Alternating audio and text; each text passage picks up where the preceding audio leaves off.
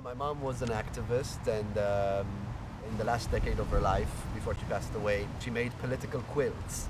She borrowed this tradition from the US, where you had a lot of quilters making political content. So she came here, she would buy fabrics, she would bring it back to Israel, and she made these large-scale artworks, very colorful, very beautiful, but then you kind of study what they're about and you see that they have very strong political content. It's a tough sell in Israel. People who view the Palestinian cause positively and work towards a future where there is a Palestine with equal human rights, it's a tough sell to other Israeli Jews. But she did what she could through her activism and through her art, and it reached whomever it reached. A lot of people were also vitriolic against her. It is the nature of you suffer a lot of vitriol from people when you're out there in Sheikh Jarrah standing with Palestinians, or if you exhibit your art in a theater in Jerusalem. Jerusalem is a very unholy place these days. So she encountered very harsh sentiments against her artwork. But that's important too, to confront people with what's happening in their names.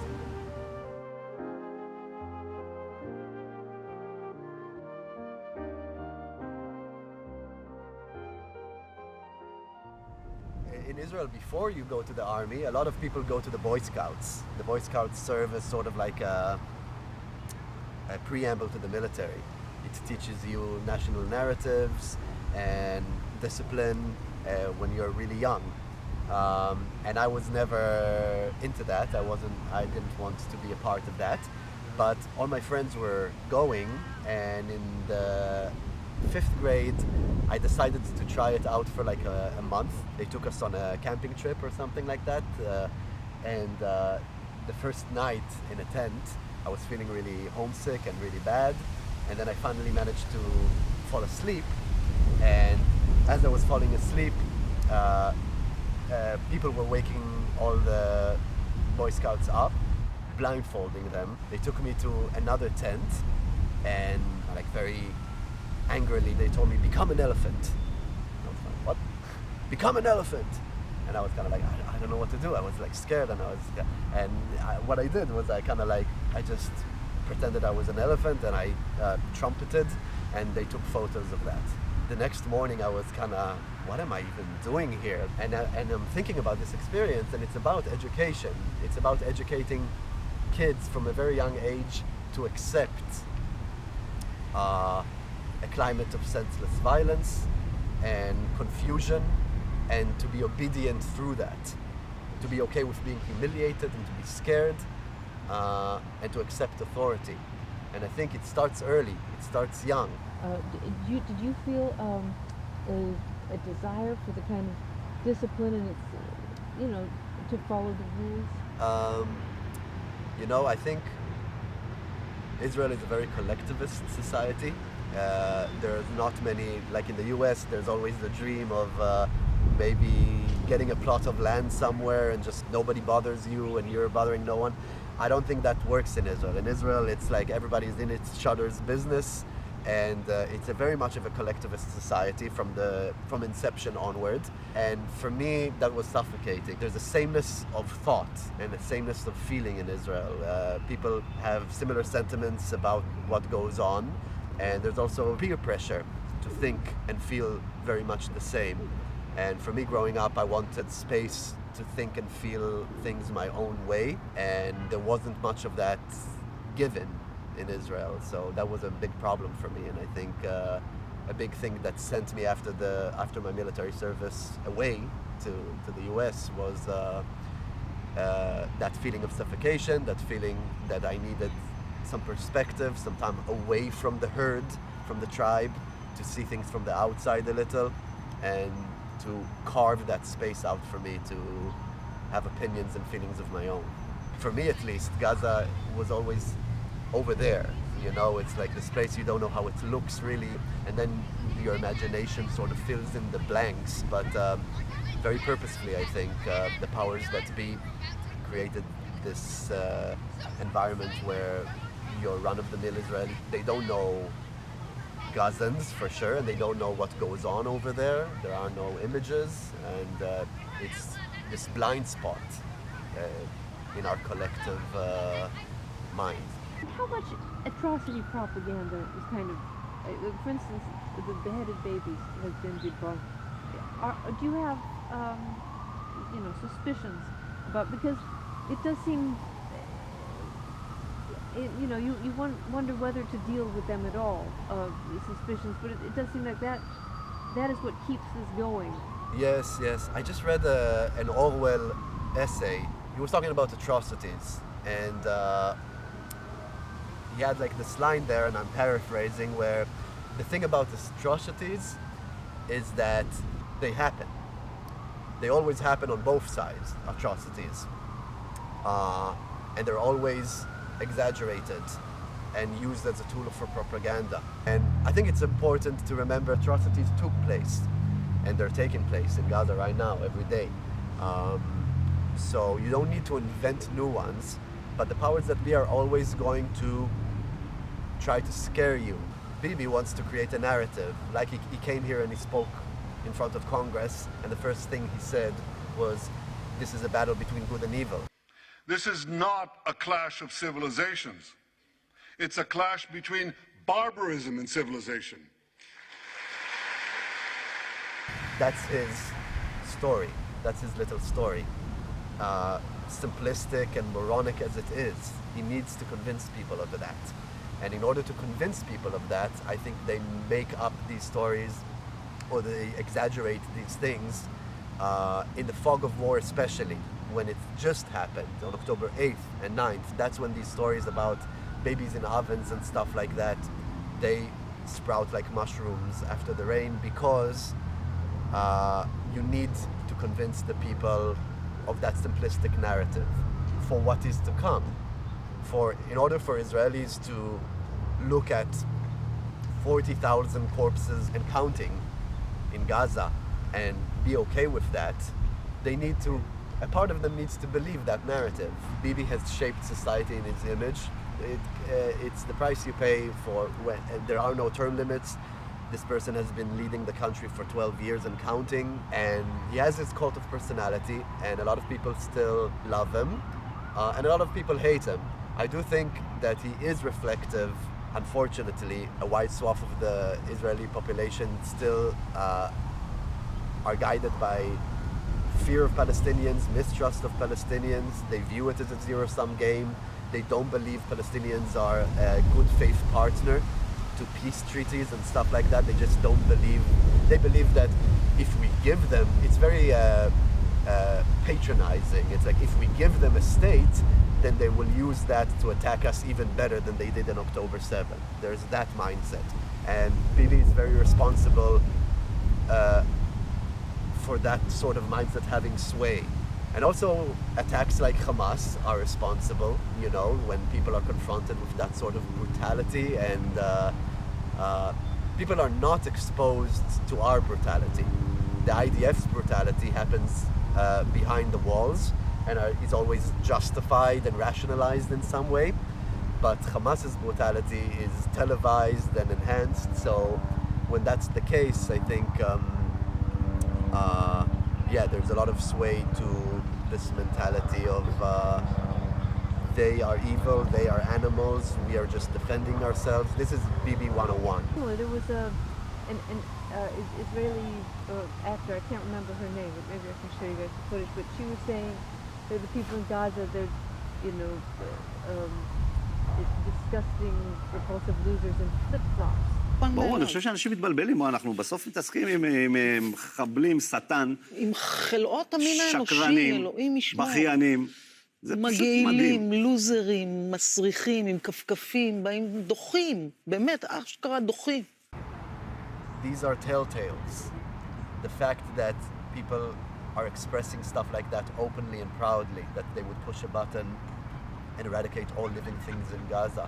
These are telltales of a society in serious decline when it comes to humanism and feeling, just like having a feeling heart that takes the time to put yourself in the shoes of the other, and just like basic things about the golden rule.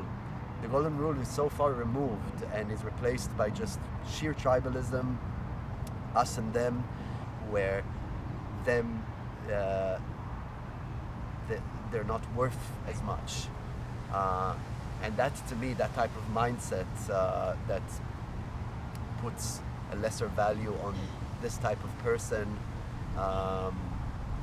is a sign of very bad things to come. Do you know conscientious objectors? There was a kid that I grew up with that refused to serve. It's always very hard. It's going against the grain radically. Dodgers is what they're called. There's the demonization of people that don't want to serve. I do think that maybe that is also changing ever so slightly and becoming more normalized. The more we are becoming an occupation army, the more nobody's offering a positive vision of the future, the more people are accepting that, yeah, it's a sane thing actually to not be a part of that. You can love Israel and you can want to contribute to the well-being of Israel, but to do it in other means. Yair Lapid and Benny Gantz, these are the oppositional figures in Israel, and they offer no real alternative vision to the conflict, which is the main thing that they should be addressing as far as I'm concerned. Like, you can't be an oppositional leader without talking about what are we going to do with this endless war with the Palestinians, and how do we reach peace, and what does justice look like, and what do we need to change about ourselves and our way of thinking in order to achieve that. באתי לכאן למקום הכי חשוב למדינת ישראל, לעם ישראל, כדי להתפלל על החטופות, על החטופים, שישובו הביתה, אבל בלי עסקה מופקרת, בלי כניעה. אני מתפלל וגם עובד קשה, כדי שלראש הממשלה יהיה כוח לא להתקפל, וללכת עד הניצחון, להוסיף לחץ צבאי, לעצור להם את הדלק, לנצח. It's our job to delegitimize people with messianic attitudes towards the land. One of the biggest problems, I think, is that people view this conflict as a zero-sum game. People believe that in order for Jewish Israelis to have security and rights, then that necessitates taking those rights away from Palestinians. And we need to delegitimize people like Ben Gvir and Smotrich and Bibi and Hamas and the Christian Zionists, that they only want to advance their fanatic, messianic, religious beliefs, that this is all a prelude to a bigger war where finally the chips will fall where they may. And that's just insane in my mind and deranged. And we need to advance the narrative where, no, we can live side by side, we can live in each other's lives and enrich each other's lives, and actually we must live together. But so the Democratic Party platform now has taken away opposition to torture. That seems like the bare minimum that you express towards other people. And when you talk about the golden rule, that you do unto others or don't do unto others as you would, the way you want to be treated, because once you've allowed that door to torture, especially explicitly, Right. you're not even paying lip service to being against torture. I mean, what have you done? Yeah. Why are people, not just in Israel, but certainly here at all, why are they so short-sighted? I'm not sure it's short-sightedness. I think they've been convinced of a false narrative of their own superiority. And it's like after 9/11, it was they hate us for our freedoms. And that means we are the lofty ones and they are savage ones. And these two value systems are in essence contradictory, and one must win out over the other. That's the zero-sum game that I talked about earlier. And they believe in that. And once you believe in that, yeah, after 9/11, that's when Guantanamo happened, right? That's the powers that be with their own agenda. They use a population that is willing to accept senseless violence as a way of life, and narratives of inferiority and superiority, and they institute these horrible policies that only serve to advance hate in the world. The more we go to the gun and look for military solutions, the more mistrust and fear we foster, the more hatred we foster. Globally, and certainly the direct victims of that military solutions, they will just hate us more and become more mistrusting of us. And then events like October 7th will keep happening, and we will close ourselves more off. Whereas if you insist on rejecting that, rejecting torture, rejecting endless wars, and insisting on the goodness of people, insisting that there are peacemakers on both sides. There are warmongers on both sides, but there are also peacemakers on both sides. And if you insist on lifting those voices up, that also can create a loop, but a positive one, where one thing leads to another, and fear-based narratives that are the father of endless war, they become not persuasive. What would you say? What would your vision be?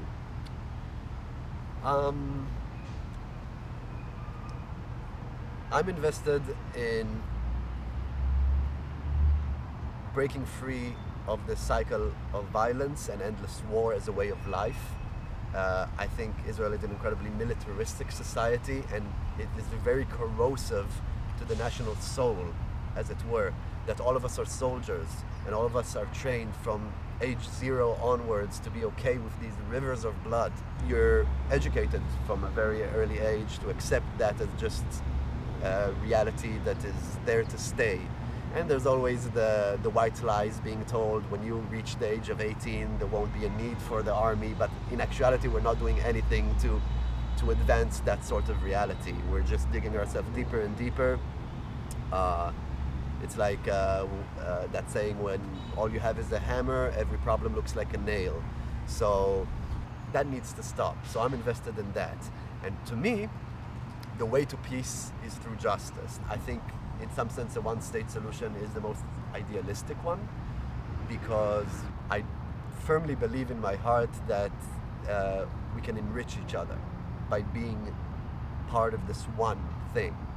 I do know that the hate runs deep and there's a lot of blood spilt, and maybe a more realistic thing, like now people, even the left-wing markers in the Zionist left, they're talking about a separation. That's as far, that's as beautiful a dream as they can dream, is about them having theirs and we have ours, and it's not bloody, it's not acrimonious, but it's still segregated. And I'm okay with that as well. I'm not opposed to that. I think it's maybe more realistic to where we are right now. But in my heart, I want to envision a future where there's one Middle East and you can travel in it, and our neighbors are our friends, and we work together, and we are in each other's lives in a positive and reaching way. And I think a one-state solution is the best manifestation of that. But, you know, my father's generation fought for a Jewish state, and this was very hard-earned. Like the 6 million Jews that died in the Holocaust, there's a direct line from them to this establishment of the Jewish state, and that sort of thing, rightfully so, I think makes a lot of people very emotional about this idea of the Jewish state. So for me, a person who didn't fight for it in the same way, I wasn't forced to live in this time of great distress for European Jews, where they were the ones dispossessed and their human rights was trampled upon. So far be it from me to play down the importance of a Jewish state, but personally, in my heart, I do put a premium on other values more than I do a Jewish state, like an overarching humanity being our North Star. And they're human, we're human, both of us have an equal claim and affinity to the land, so why not find a way to enhance those of us, the peacemakers within us, so that we're able to live alongside each other, interspersed with each other in a fruitful and loving way.